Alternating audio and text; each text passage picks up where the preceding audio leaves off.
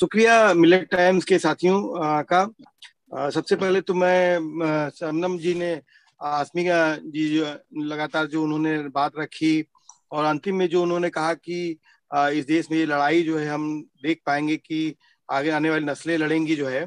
तो ऐसे में ये जो दौर चल रहा है और भारत आंदोलनों का देश बनता जा रहा है, और मुझे लगता है कि ये लड़ाई हम लोग जो है एक निर्णायक लड़ाई की स्थिति में लगातार ये देश जा रहा है। और आज की तारीख में चूंकि मैं बात का शुरू करने से पहले एक बात और कहूंगा, क्योंकि मनोज जी भी इस कार्यक्रम में हैं यहाँ पर। हमारे एक साथी असद हयात साहब हैं, और जो कि योगी आदित्यनाथ के खिलाफ जो मजबूत 3 FIR हुए हैं, और ये गोरखपुर दंगे के, इसमें परवेज परवाज साहब को एक झूठे फर्जी केस में फंसा दिया गया है योगी द्वारा, जो है वो जेल काट रहे हैं। और असद भाई जो है अभी उनको ब्रेन हेमरेज के बाद, उनका किडनी में इन्फेक्शन के बाद गंभीर रूप से जो है बीमार हैं और जिंदगी और मौत से जूझ रहे हैं, और बहुत ही मुश्किल समय में उनका इलाज हो पा रहा है। और बहुत ही मुश्किल से उनको हरियाणा के फरीदाबाद में जो है एशियन हॉस्पिटल में भर्ती किया गया है, जहाँ का खर्च 1 लाख रुपया लगभग है। और अपोलो में उनका इसलिए नहीं हो पाया कि भाई इतना पैसा हम लोग नहीं कलेक्ट कर पाए। तो मैं तमाम साथियों से और जो लोग भी देख रहे हैं और मनोज जी से भी मैं आग्रह करूंगा कि इन साथी की थोड़ा मदद हो, जिससे कि सांप्रदायिकता के खिलाफ, मुझे लगता है कि यूपी में योगी आदित्यनाथ के खिलाफ जो कानूनी लड़ाई लड़ी गई है उसमें असद भाई का एक बड़ा योगदान है।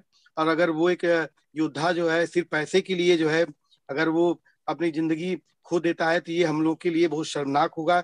इस देश में सेकुलरिज्म की लड़ाई लड़ने वालों के लिए शर्मनाक होगा। सर, मैं बात लगातार तमाम साथियों ने, हमारे वरिष्ठ लोगों ने, शबनम जी ने बात रखी, और जिनसे मैंने सेकुलरिज्म को समझा, जाना समझा।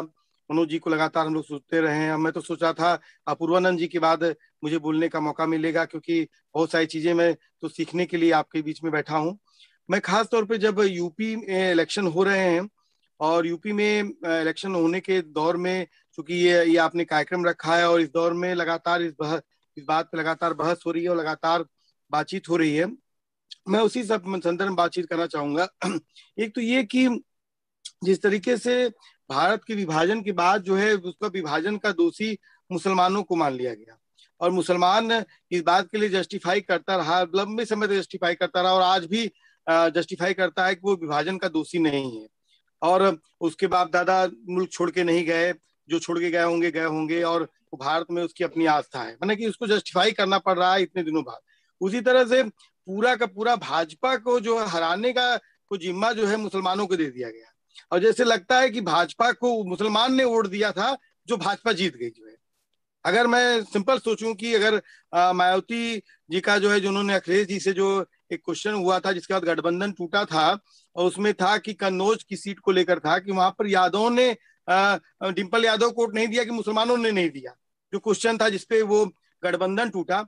तो ये बहुत क्लियर है। मैं आजमगढ़ से हूँ, आजमगढ़ से मैं निजामाबाद विधानसभा से इंडिपेंडेंट आंदोलनकारी समूह की तरफ से मैं चुनाव भी लड़ रहा हूँ। यहाँ पर भी आजमगढ़ में मुलायम सिंह यादव बहुत मुश्किल से जो है 60-70 हजार वोट से जो है पिछला इलेक्शन जीतते हैं, और अखिलेश यादव के पैरेलल यहाँ पर एक दिनेश लाल यादव निरहुआ लड़ता है भाजपा से, वो 3,70,000 वोट पाता है। तो सवाल इस बात का है कि इस सब का सब ठीकरा मुसलमानों को दे दिया गया है कि आप ही बीजेपी को हराएंगे, जब उसने बीजेपी को जिताया ही नहीं तो हराएगा क्या जो है।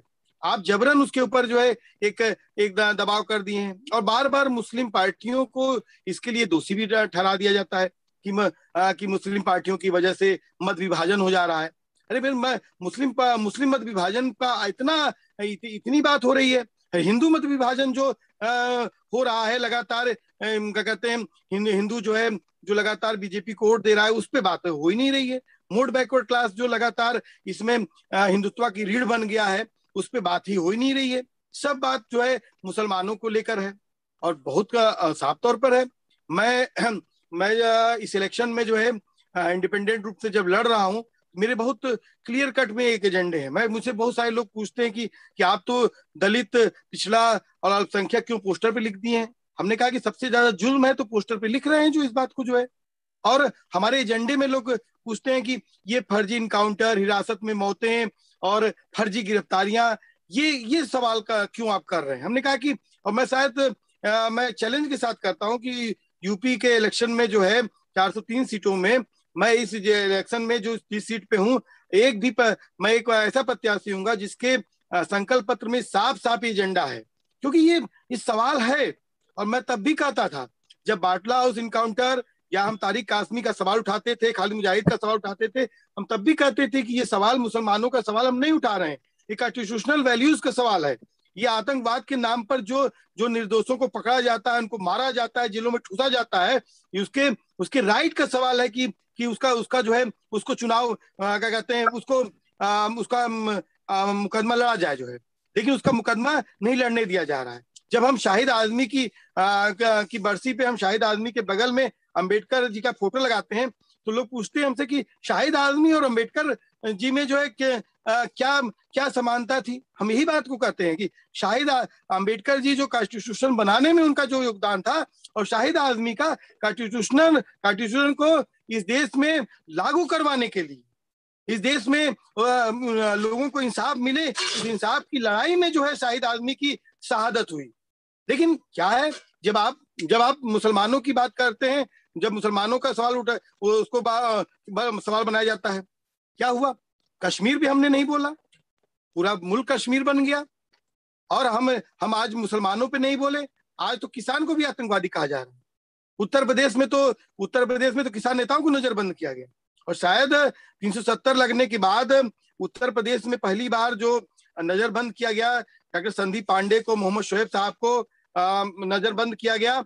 और उसके बाद तब लोग इस बात को कहते थे कि यार आप तो लोग तो ऐसा सवाल ही उठाते हैं कि क्या कहते हैं राष्ट्रद्रोही टाइप का सवाल उठाते हैं।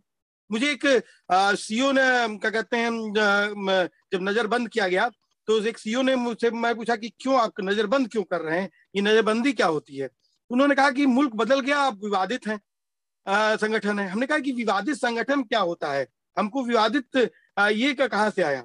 और ठीक यही सवाल जब फैजाबाद जाते हुए हम जाते हैं फैजाबाद, तो वहां पर एक एसपी, एडिशनल एसपी रोकते हैं और कहते हैं कि आप फैजाबाद नहीं जा सकते हैं। डॉक्टर संदीप पांडे कहते हैं हम लोग तो लगातार धरने बैठते हैं, तो कहते हैं कि आप विवादित हैं, मुल्क 370 के बाद बदल गया है। तो सवाल बहुत सारे हैं, मैं उन सवालों पे न जाते हुए, चूंकि मैं बहुत सारे सवाल चूंकि आप सब लोगों ने, बुद्धिजीवियों ने बहुत रखे, मैं खास तौर पे उत्तर प्रदेश के कुछ महत्वपूर्ण सवालों को, और मैं चाहूंगा कि वो इस इलेक्शन के केंद्र बिंदु में क्यों नहीं है, जो है केंद्र बिंदु में क्यों नहीं है, कोई पॉलिटिकल पार्टी उसको क्यों नहीं दावे के साथ कह रही है। लोग कह रहे हैं कि लॉ एंड ऑर्डर का सवाल है, उत्तर प्रदेश में लॉ एंड ऑर्डर खराब हो चुका है, बुरे हालात हैं। योगी आदित्यनाथ ने 19 दिसंबर 2019 को जब एक लड़का सीए एनआरसी आंदोलन में शहीद होता है लखनऊ का, और शाम को कहते हैं योगी आदित्यनाथ कि हम बदला लेंगे, और दूसरे दिन 20 तारीख को 22 लड़कों को जो है गोली की छातियां गोलियों से छलनी कर दी। क्या ये पॉलिटिकल एजेंडा है? ये पॉलिटिकल एजेंडा है? ये पॉलिटिकल एजेंडा नहीं है। सी आंदोलन में, एनआरसी आंदोलन में लगभग जो है हजारों लड़कों को जो है क्या कहते हैं जेलों में डाल दिया गया, लोगों को फर्जी मुकदमे लगाए गए। इस पॉलिटिकल एजेंडे पे कोई बात करेगा? हम कहते हैं हम तब भी लड़ाई लड़ रहे थे, हम जब चुनाव नहीं लड़ रहे थे तब भी लड़ रहे थे। और हमने आजमगढ़ में 2009 में जो है 8 में जो योगी आदित्यनाथ ने भड़काऊ भाषण दिए थे, उसके खिलाफ भी हम हाई कोर्ट गए थे। 2007 में भी जब दिया था तब भी हाई कोर्ट गए थे। और हम कहते हैं कि योगी आदित्यनाथ को जेल जाना पड़ेगा। हम दावे के साथ इस बात के लिए लड़ते हैं और आगे भी लड़ेंगे, और इस एजेंडे के साथ लड़ेंगे कि 23 नौजवानों की शहादत का जिम्मेदार कोई है तो योगी आदित्यनाथ है। उसने इस बात को कहा। जिस तरह से 2007 में जो एफआईआर योगी आदित्यनाथ के ऊपर है, वो यही एफआईआर है योगी आदित्यनाथ के ऊपर। मुलायम सिंह की गवर्नमेंट में वो दंगा हुआ था, और उसमें योगी आदित्यनाथ ने बोला था कि मोबाइल से सूचित करिए और कार्रवाई प्रारंभ करिए। और गोरखपुर बस्ती मंडल में 72 एफआईआर दर्ज हुए थे, और गोरखपुर बस्ती मंडल में बड़े पैमाने पर दंगा हुआ था। जब उस मामले में योगी आदित्यनाथ के ऊपर एफआईआर दर्ज हो सकता है कि ये मोबाइल से सूचित करिए, कार्रवाई प्रारंभ करिए, उसके बाद 72 जगहों पर दंगा होता है, तो योगी आदित्यनाथ ने बोला कि बदला लेंगे, और बदला लेने के बाद 23 नौजवानों को शहीद कर दिया जाता है। इसी 2 अप्रैल 2018 भारत बंद हुआ। 2 अप्रैल 2018 को भारत बंद था। हम इस एजेंडे को भी उठा रहे हैं और सवाल उठना चाहिए। मैं कह रहा हूँ कि ये मुसलमानों का सवाल नहीं है, ये कॉन्स्टिट्यूशन का सवाल है। हम नहीं बोले माने कि मुसलमानों को जब मारा जा रहा था तो दलितों को मारा गया, ओबीसी को मारा गया। मैं बताऊं आपको कि 2 अप्रैल 2018 को 13 नौजवानों की शहादत हुई। किसी भी पार्टी के पॉलिटिकल एजेंडे में 13 नौजवानों की शहादत 2 अप्रैल 2018 को ही पूरे भारत में, खासतौर पे उत्तर प्रदेश, राजस्थान से लेकर पूरा इस बेल्ट में हुई। किसी पॉलिटिकल पार्टी के एजेंडे में उस 13 नौजवानों की शहादत का कहीं पर भी उनके इंसाफ की बात कोई नहीं कह रहा है। हम आखिर में वो 13 नौजवान SC/ST एक्ट को कमजोर करने के खिलाफ जब उतरे थे और लड़ाई लड़ते हुए शहीद हुए, तो क्या उनकी शहादत को हम जाया जाने देंगे? उनके इंसाफ की लड़ाई नहीं लड़ेंगे? जो हमारे लिए लड़ते हुए मारे गए, उनके लिए नहीं लड़ेंगे? आज स्थिति यह है कि उत्तर प्रदेश में हम कहते हैं कि उत्तर प्रदेश में धर्मांतरण का कानून, लव जिहाद का कानून लाया गया है। लव जिहाद का कानून लाया गया है और लव जिहाद तो उसका क्या कहते हैं कि जो मुस्लिम से जोड़ते हुए लव जिहाद प्रतिषेध अध्यादेश 2000 कुछ के इसी तरह उसका नाम है, धर्मांतरण का कानून है। अब उस कानून को बनाया गया है। अब वो कानून कहा जाता है कि मुसलमानों के लिए, ठीक है, मुसलमानों के लिए सबसे ज्यादा उसको विक्टिमाइज मुसलमानों के लिए कहा जा रहा है।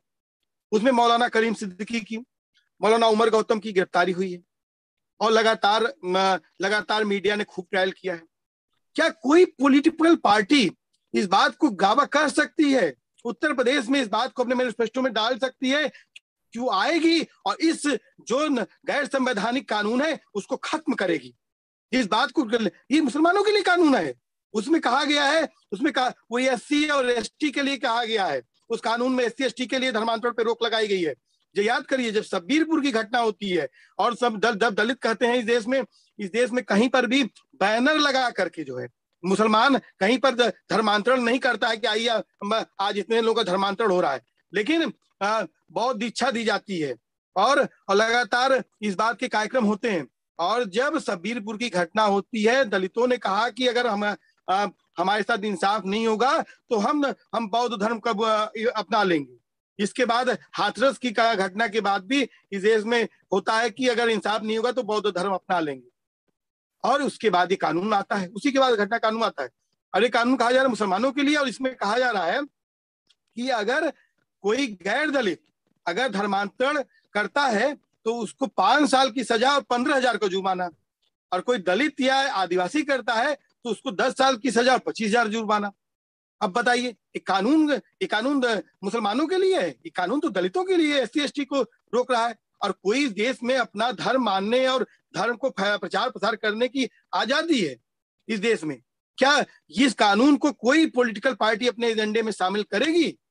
मैं कहता हूं कि दावा करता हूं, चैलेंज करता हूं, किसी पॉलिटिकल पार्टी की इस समय वह औकात नहीं है कि इसको अपने मैनिफेस्टो में डाल दे। उसको इतना हिंदू वोटर का उसको डर पड़ा हुआ, जबकि ये कानून SC/ST के अधिकारों का वायलेशन कर रहा है। ये कानून महिलाओं के अधिकारों का वायलेशन कर रहा है। एक लड़की जिसको अगर प्रेम कर ले, किसी से मोहब्बत कर ले और क्या कहते हैं वो चाहे कि वो किसी मुस्लिम से शादी कर ले, उसको इसकी आजादी नहीं है। ये कानून SC/ST और महिलाओं के अधिकारों का हनन कर रहा है। इस लाइन पे जाते हुए क्या किसी पॉलिटिकल पार्टी की हिम्मत है? दूसरा, इस प्रदेश में यूपी कोका लाया गया।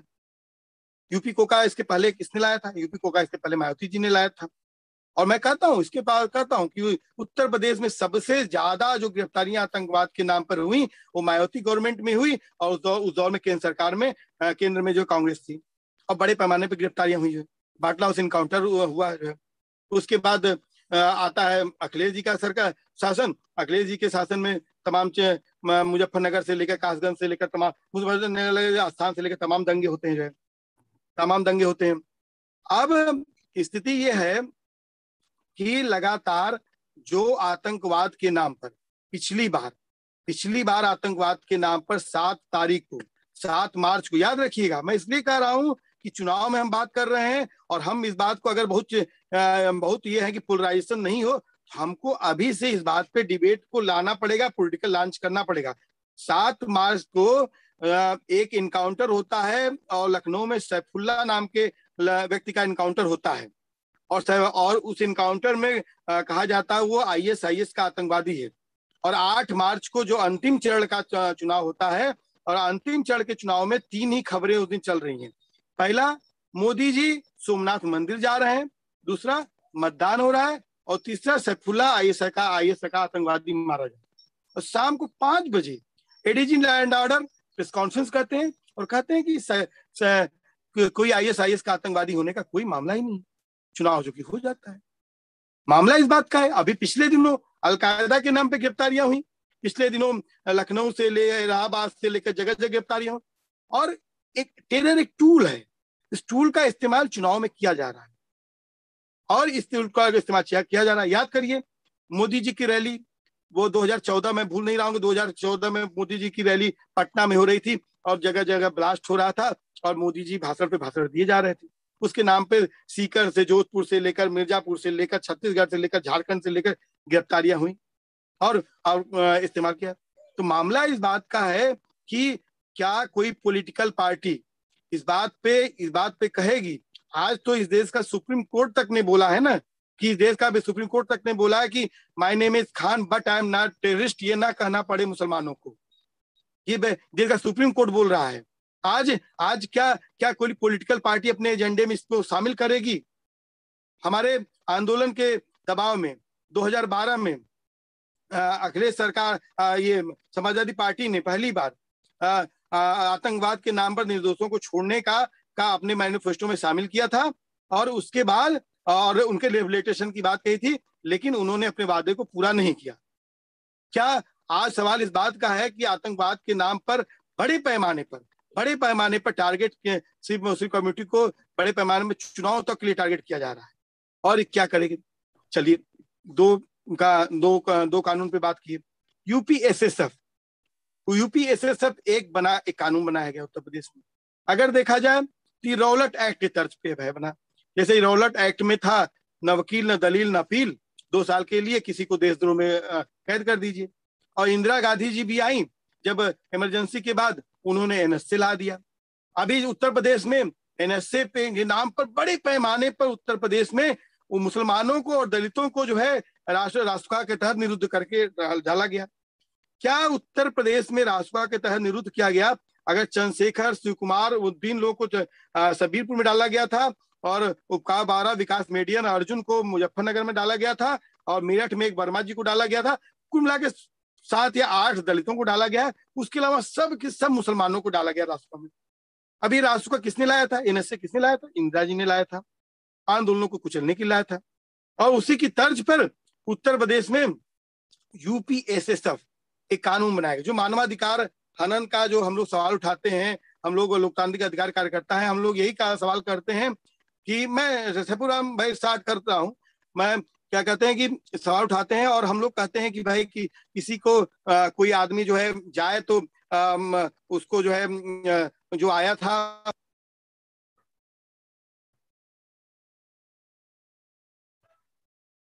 बोलिए राजीव।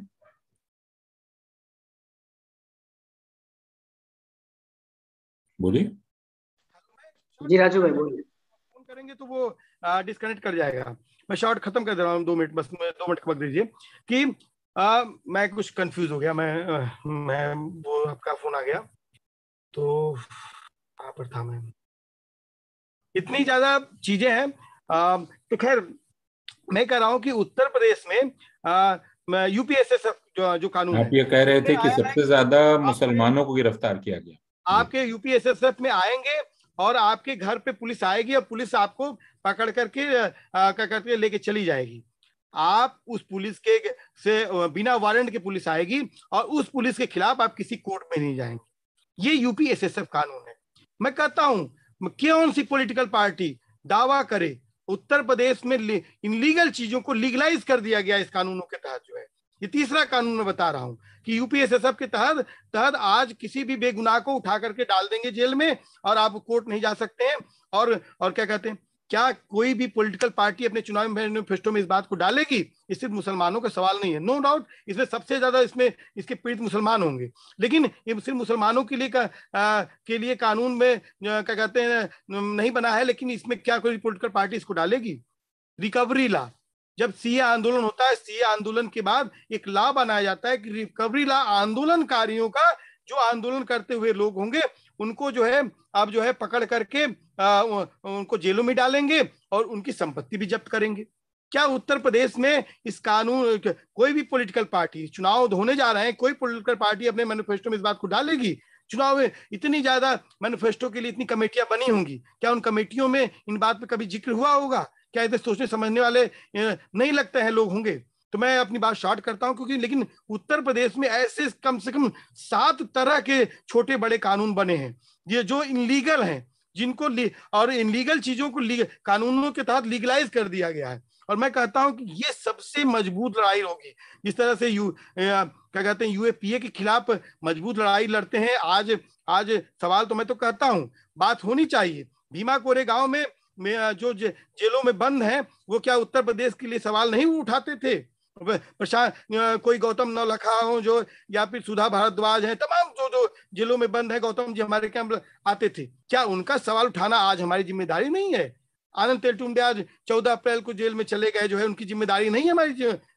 जो दिल्ली में दिल्ली दंगों के नाम पर जिन खालिद सैफी से लेकर उमर खालिद तक जेलों में बंद कर दिया गया है, तो क्या हमारी जिम्मेदारी नहीं है कि इस चुनाव में इस सवाल को उठाना?